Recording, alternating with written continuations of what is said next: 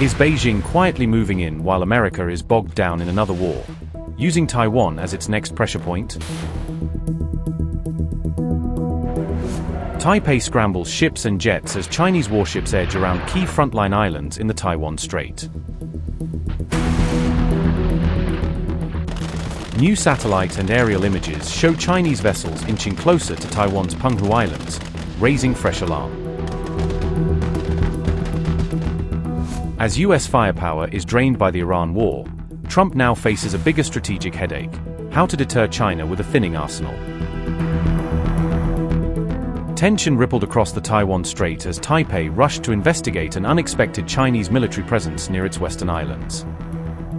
Taiwan's defense ministry said it had detected 2 Chinese warships, a destroyer and a frigate, operating in waters close to the Penghu Islands, a key outpost in the strait, according to initial wire reports.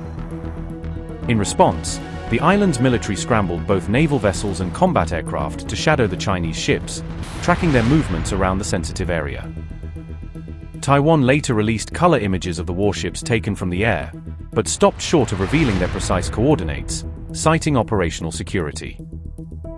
Officials at the Defense Ministry stressed that the situation was being closely monitored and that appropriate measures were being taken to ensure the island's security. China, which claims democratically govern Taiwan as its own territory, routinely sends military aircraft and ships into waters and airspace around the island, stepping up pressure on Taipei. These near-daily operations are condemned by Taiwan's government as provocative, destabilizing, and part of a broader campaign of military intimidation. While Taipei issues regular public updates on Chinese incursions, it rarely discloses detailed information about specific ship or aircraft movements. Exceptions are made in more sensitive cases, such as the recent detection and publicizing of a Chinese aircraft carrier group operating close to Taiwan. According to Taiwanese officials, the latest Chinese destroyer and frigate entered waters to the south of the Penghu Islands before being tracked by Taiwan's forces. The waters southwest of Penghu are particularly sensitive, hosting important Taiwanese naval and air bases and lying close to Taiwan's side of the strait.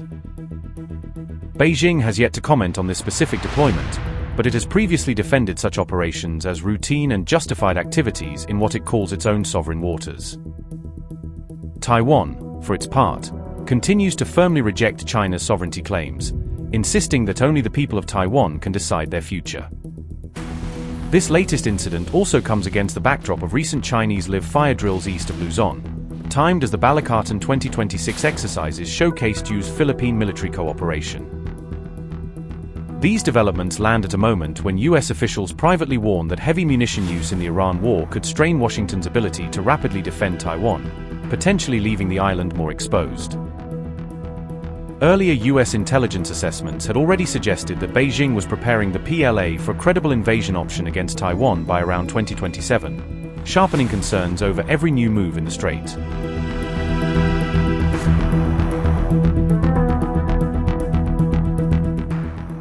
The United States weapons inventory may be under increasing strain, raising concerns about readiness for future conflicts. A report by Business Insider suggests that critical munitions are being consumed at a significant pace during the ongoing Iran war. Over the course of just 39 days, US forces reportedly relied heavily on 7 key weapon systems in coordination with Israel. These findings were highlighted by 2 warfare specialists associated with the Center for Strategic and International Studies. According to defense analysts, such levels of consumption could pose challenges if a larger conflict were to emerge. The report indicates that while the US maintains substantial stockpiles, they may not be sufficient for prolonged or simultaneous wars.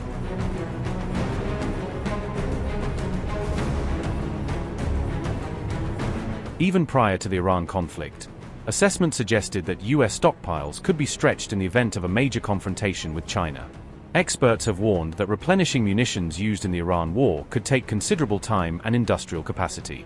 Some estimates indicate that more than half of pre-war inventories for certain systems may already have been expended. The scale of US munitions usage during the Iran conflict is reflected in the numbers below. Around 1,430 Patriot interceptors have reportedly been used out of a total inventory of approximately 2,330 units. 4 SM-3 interceptors, Estimates suggest that between 130 and 250 missiles have been expended from a stockpile exceeding 400.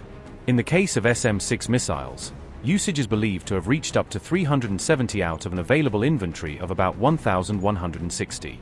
Precision strike missiles, considered a newer battlefield asset, have seen between 40 and 70 units deployed from roughly 90 available. Tomahawk land attack cruise missiles have also been used extensively, with more than 850 fired from a stockpile exceeding 3,000. Similarly, around 1,000 joint air-to-surface standoff missiles have reportedly been utilized from an inventory of over 4,000 units.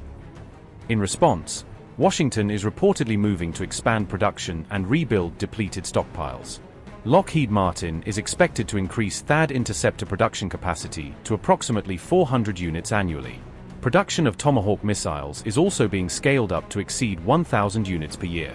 However, estimates suggest it could take more than 4 years to fully replenish certain key systems. As a result, analysts believe the US could face increased vulnerability in the event of another major conflict.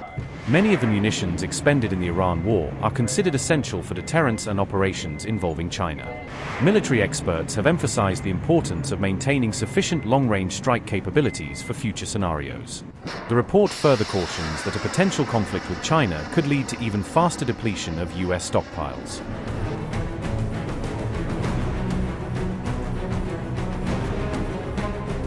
China's Navy has staged a live fire drills east of Luzon just as the Balikatan 2026 exercises put Allied firepower on display nearby, turning the region into a competing show of force. According to agencies, the Chinese Navy conducted a live fire exercises east of Luzon Island amid steadily rising tensions with both the US and Manila. On April 24th, Chinese state media aired tightly edited footage of the drills but conspicuously withheld precise dates and coordinates, keeping the exact scenario ambiguous. Beijing Southern Theater Command said the operations were meant to test sea-air coordination and rapid maneuvering, showcasing how fast its fleet can reposition in a crisis. Official statements described the drills as a necessary operation to safeguard national security, framing them as a response to what China sees as growing external threats.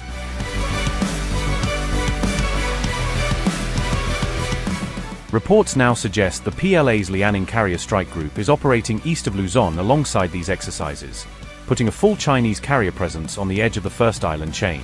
The group reportedly includes multiple destroyers, frigates, support ships, and amphibious hulls, giving Beijing a balanced force for both offensive and defensive operations.